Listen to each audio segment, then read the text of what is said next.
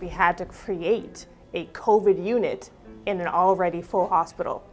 QEH normally runs between 90 and 96% occupancy, meaning up to 96% of the beds already have a patient in them. So if we're going to create a COVID unit, then we're going to be competing from a surgical perspective and a COVID perspective, who gets that bed. Beds are a problem. We don't have enough beds in our hospital, and that's similar to what other jurisdictions across Canada are seeing. In some ways, the surgical beds are in competition. They're in, and that can affect surgeries. So what we needed to do was we needed to take the patients that were in those beds, and we needed to find a way that they could be transferred somewhere else within the province.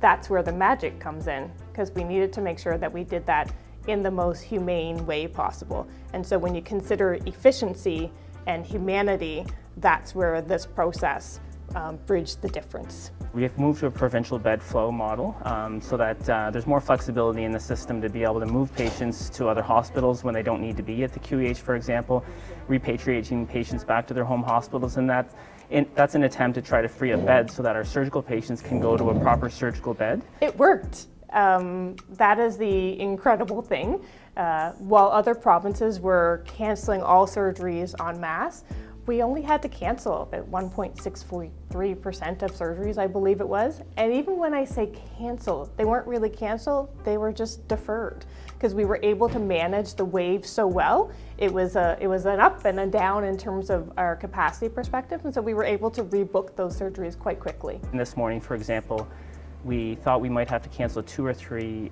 surgeries, but with some magic in the hospital, or hard work, which is what people are always doing, they were able to find a couple of patients who could be discharged, and that opened up beds so that we didn't have to cancel any surgeries today. We built this during COVID, and we built it to sort of last through COVID, but what we've learned is that this is something that we should be doing all the time. We have amazing community hospitals with wonderful staff and excellent resources, and for many patients it does result in them getting care closer to home, so that if we can bring them in for that acute need, so their acute fall, their acute surgery, their stroke care, cardiac care, whatever that may be, we care for them in that acute moment, and then we move them out to our community hospital sites where they receive wonderful care and can get home sooner.